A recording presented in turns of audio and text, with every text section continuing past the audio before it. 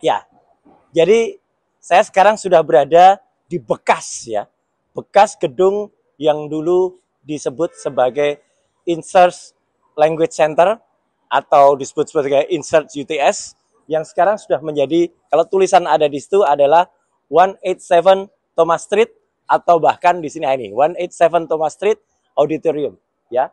Dan di sini dulu pernah yang namanya Fufu Fafa. Nah, ini Fufu Fafa ya. Itu katanya ada di sini dulu Fufu Fafa ya. Sekarang dia sudah jadi badut dunia.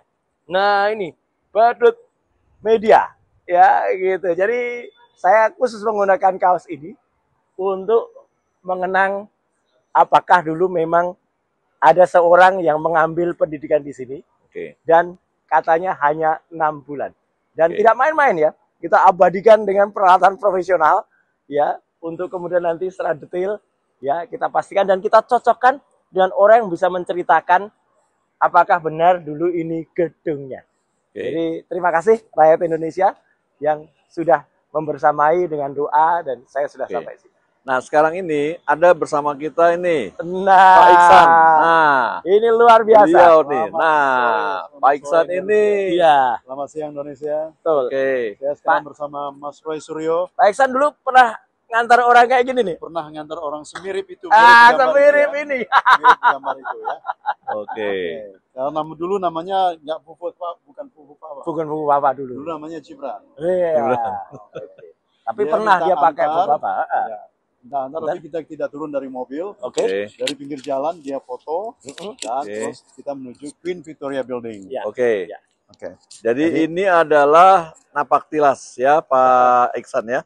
Napak tilas Pak Roy, Pak Iksan dan saya. Ini ya. Bagus ini. Hari Sabtu. Tanggal 1 November 2025 di Insert Language Center. Ya, bekas gedungnya. Itu alamannya tuh, 187 Thomas Street Auditorium. 187 Thomas Street. Atau ada di sini Abbey College. Abbey College. Abbey College Australia. Ya, barangkali itu. Lari ya udah, saya putar dengan detail udah. Jadi terima kasih Pak Iksan sudah diajak ke sini. Luar biasa. Beliaulah dulu yang ngajak Gibran tahun 2018. Ke tempat ini ya Pak Iksan ya, tempat ini ya. Oke. Makasih. Assalamualaikum warahmatullahi wabarakatuh. Waalaikumsalam. Terima kasih.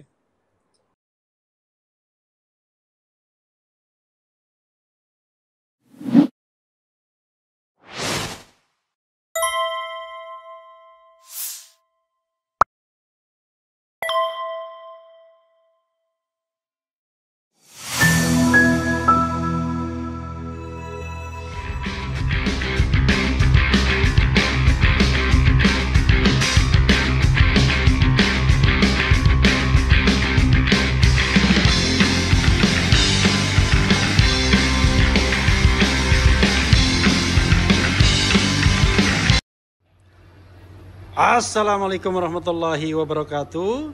Sobat RH sekalian, ini saya bertemu Mas Roy Suryo yang besok katanya mau ke Australia, mau ke Sydney untuk melakukan verifikasi terhadap status UTS insert atau insert saja dari Wakil Presiden Gibran Raka Buming Raka. Silakan Mas, diupdate sedikit. Ya, jadi ini barusan selesai acara di Head to Head ya CNN. Ya tadi kebetulan, nah ini supaya kalau nyambungnya acara tadi ke sini. Ini tadi yang saya tarik gajah. Apa artinya gajah? Gajah itu nggak ada ijazah. Ya, nah, jadi insya Allah lusa ke UTS Insert dan di sana akan ketemu dengan diaspora Indonesia yang mereka semuanya membantu ya untuk fact finding ya bagaimana dulu ketika katanya dalam tanda kutip tahun 2006 itu yang orang namanya Gibran Raka Buming Raka itu lulus ya. Padahal jelas betul Pak Iksan Katonde mengatakan bahwa Gibran itu pernah mengaku pada dirinya ketika dia mengemudikan kendaraan, Gibran itu hanya 6 bulan dan tidak lulus. Ya, nah, jadi itu kami pastikan besok dan otomatis kalau nanti gajah nggak ada ijazah. Tapi satu lagi Mas. Di sana, ya, berarti dia tidak lulus SMA. Mas Roy, ini orang curiga, ini Mas Roy ke Australia ini dana dari mana ini? Oh ya dana pribadi tuh, emang saya siapa? Ya, mau kemana aja kan kita manusia merdeka, kayak saya dulu lah. Gitu. Bebas merdeka kemana-mana. Ya, mau ke Singapura, mau ke Australia, terserah kita. Oh, nanti ke Singapura juga? Nah, itu ada waktunya sendiri nanti. Oke, closing statement Mas. Ya, jadi moga-moga seluruh rakyat Indonesia akan mendapatkan jawaban jelas karena ini dibantu oleh seluruh orang-orang dari FDI ya, Forum Diaspora Indonesia, dan doakan saja kita akan bongkar fakta bahwa memang benar. Jadi sebenarnya adalah Gibran itu tidak pernah lulus SMA dan ada upaya untuk pemufakatan jahat dari KPU menyelamatkan dia dengan membuat pasal 18 di Undang-Undang nomor di Peraturan KPU, Keputusan KPU nomor 19 tahun 2023 bahwa nggak ada ijazah SMA bisa asal pakai ijazah S1. Itu konyol banget. Saya mengutip statement dari Ngarso dalam Sri Sultan Hamengkubuwono X pada Rembuk Kebudayaan kemarin ya, pada saat Hari Sumpah Pemuda, semua itu harus urut, harus tertata. Mau luar negeri harus pakai kebudayaan atau harus pakai syarat-syarat yang ada di Indonesia atau Jawa. Jadi sekali lagi doakan semua berjalan lancar dan sampai jumpa di Refli Harun Channel pada saat live atau pada saat direct from Sydney. Oke. Ya, Sobat RSKL nantikan ya live from Sydney, Australia with Mas Roy Suryo. Wassalamualaikum warahmatullahi wabarakatuh.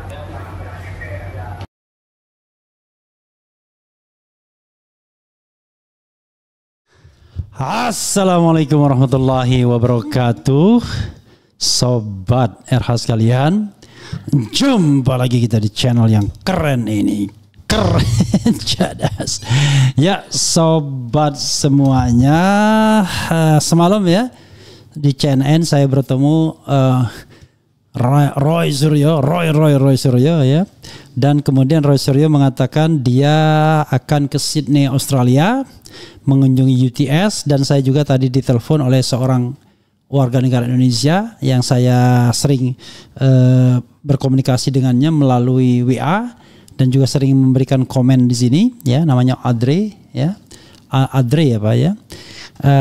Sepertinya diaspora Indonesia akan mengantar Mas Roy di Sydney, Australia, dan nanti kita akan tahu UTS itu seperti apa, berapa lama Gibran sekolah di sana, itu akan segera terungkap nantinya. Nah, mudah-mudahan ini masih makin memberikan informasi bahwa Gibran Rakabuming Raka memang bermasalah ijazah SMA-nya. Sekali lagi saudara sekalian, yang dipermasalahkan adalah ijazah SMA-nya karena syarat menjadi pasal 169 ya, huruf R kalau tidak salah, 169 Undang-Undang 7 2017.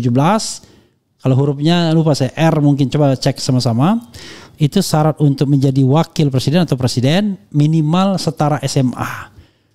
Luar biasa ya. Kenapa? Bayangkan untuk menjadi hakim MK minimal S2, S3.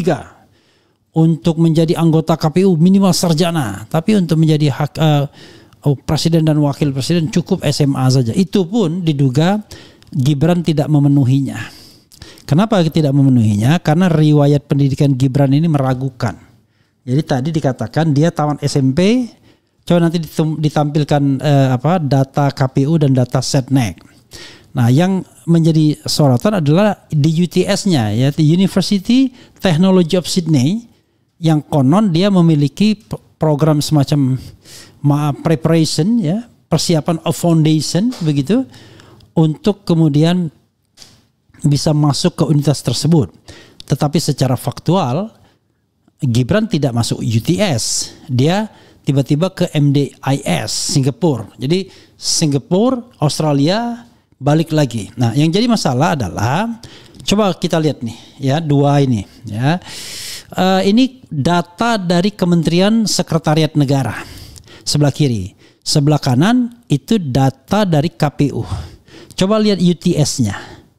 Jadi di Sekretariat Negara UTS-nya adalah 2007-2010 insert di University of Technology Sydney UTS insert Australia. Nggak jelas apa maksudnya insert itu ya.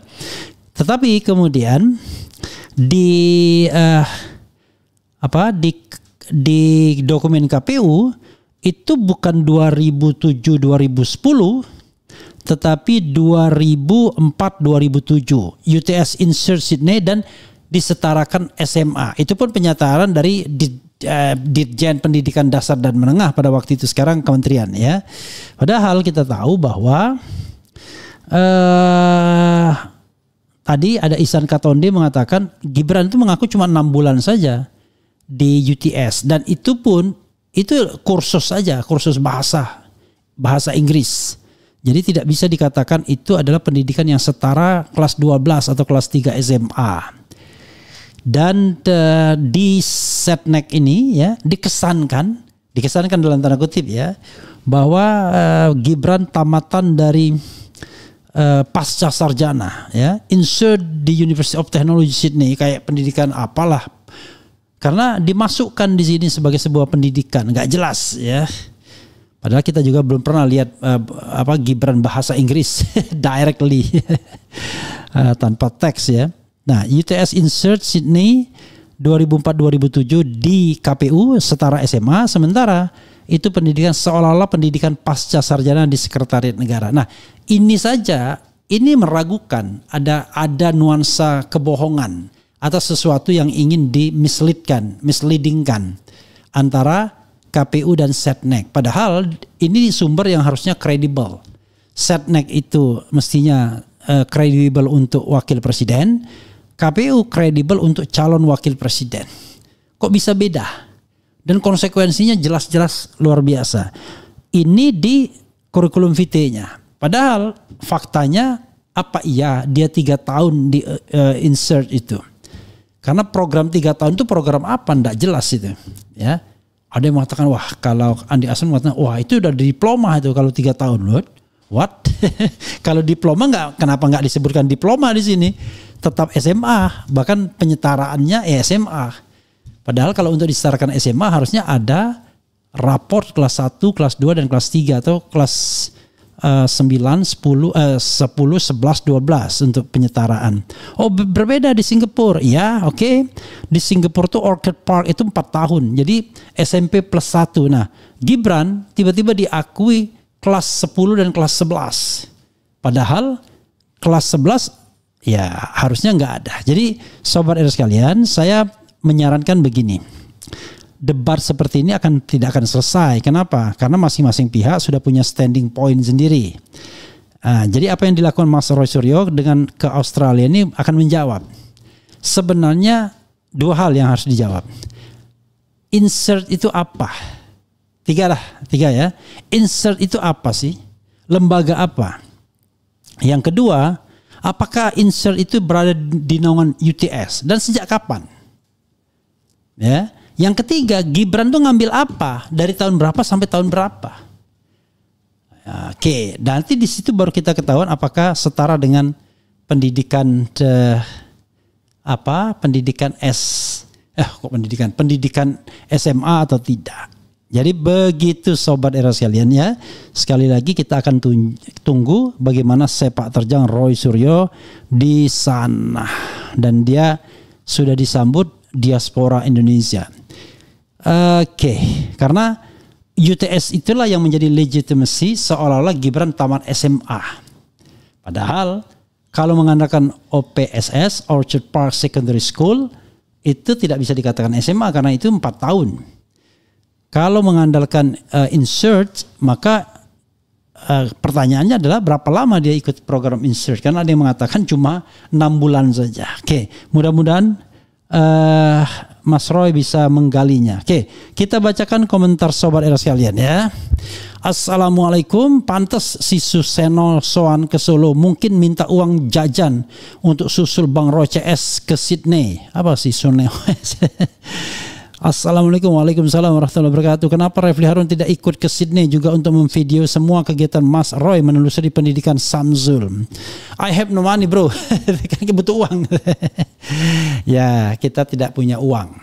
Kalaupun punya uang ya barangkali belum terpikir mau ke Sydney. Tetapi nanti Mas Roy yang akan memberikan informasinya, update-nya ke RH Channel ya. Karena kalau kita ke Australia ya kita butuh waktu kan mengurus visa dan lain sebagainya. Jadi kalau visanya belum dibikin nggak bisa kita ujuk-ujuk. Kemudian Roy orang kaya punya rumah sakit jiwa.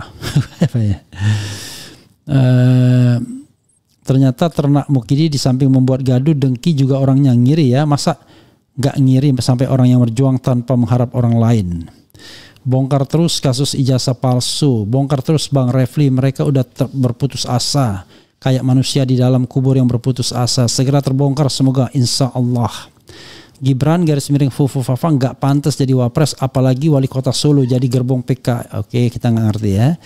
Mantap Bapak Roy, semoga selamat di perjalanan. Terbukti nggak ada bohir di belakang RRT ya. Jadi once again RRT itu adalah Roy Suryo, Rismon Sianipar, dan Tifauzia Tiasuma atau Dr. Tifa ya. Oh ya, saya dapat pesan ya kalau mau membeli yang namanya Jokowi's White Paper, silakan saja ini ya. Jadi ada edisi yang ada edisi yang premiumnya, tapi ada juga edisi yang biasanya ya. Saya tampilkan ini. Edisi biasa dan edisi premium, dan silakan menghubungi nomor yang tertera ya. Ada ya, sudah. Kalau tidak salah Dina ya, silakan. Jokowi's White Paper.